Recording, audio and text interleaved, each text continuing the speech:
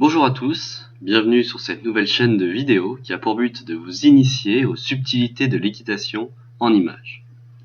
Alors pour que chacun soit au courant du contenu, je vais tout d'abord faire un petit topo pour vous présenter ce que je vais dire et montrer. Tout d'abord, je m'adresse à ceux qui n'ont jamais monté à cheval, voire qui n'ont jamais vu un cheval sauter.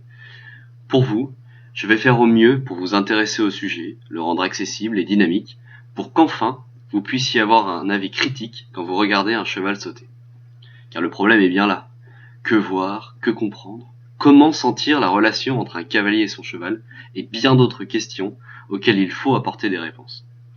Pour les autres, c'est-à-dire les cavaliers, je vous propose à travers ces images de découvrir ou de suivre les compétitions internationales de saut d'obstacles. Je vais faire des commentaires, que vous anticiperez probablement, et je vous invite à me faire part de vos remarques si vous trouvez que je me trompe ou que ce que je dis manque de précision. Bon, rentrons dans le vif du sujet. Si vous connaissez déjà les mécanismes d'un concours de saut, il est inutile de continuer à regarder.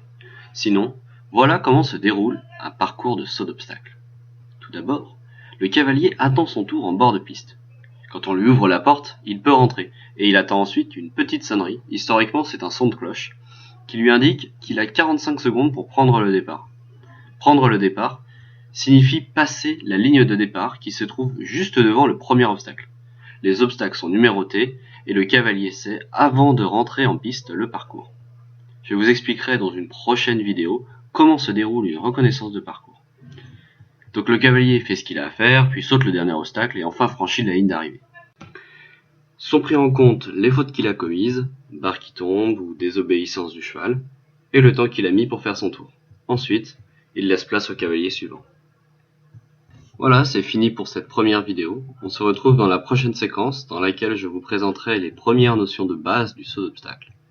Bonne journée à tous.